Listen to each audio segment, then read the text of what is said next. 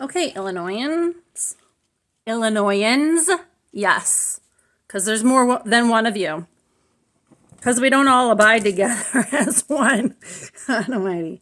Okay, continued. Speedy trial. The guarantee of a speedy trial is implemented by an Illinois law requiring that a person keep in custody be tried within 120 days after arrest, excluding time taken by delays caused by the defendant, hearings on competence, and the like. Compliance with that law ordinarily prevents a constitutional issue of denial of speedy trial from arising. But the two provisions are not coextensive, and courts could apply the constitutional provision by looking at the facts to determine whether lack of a speedy trial was for good reason or whether it prejudiced the defendant.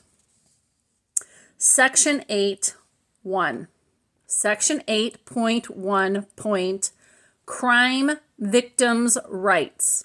Crime victims, as defined by law, shall have the following rights as provided by law.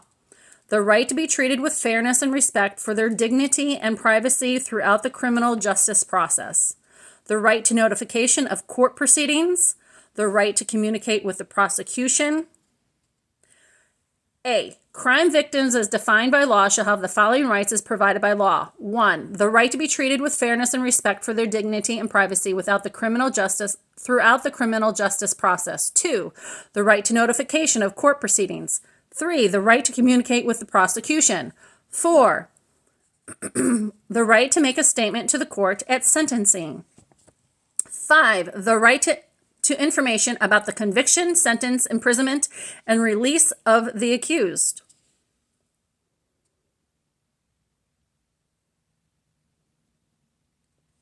The right to timely disposition. This is number 6. The right to timely disposition of the case following the arrest of the accused.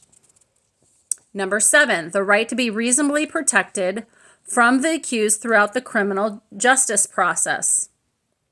Number 8. The right to be present at trial and all other court proceedings on the same basis as the accused, unless the victim is to testify and the court determines that the victim's testimony would materially affected if the victim hears other testimony at the trial. Number 9. The right to have present at all court proceedings subject to the rules of evidence an advocate or other support person of the victim's choice. Number 10. The right to restitution. B. Under 10, the General Assembly may provide by law for the enforcement of this section. C, the General Assembly may provide for an assessment against convicted defendants to pay for crime victim rights. D, nothing in this section or any law enacted under the section shall be construed as creating a basis for vacating of a conviction or a ground for appellate relief in any criminal case. This section was added by an amendment approved by the voters in 1992.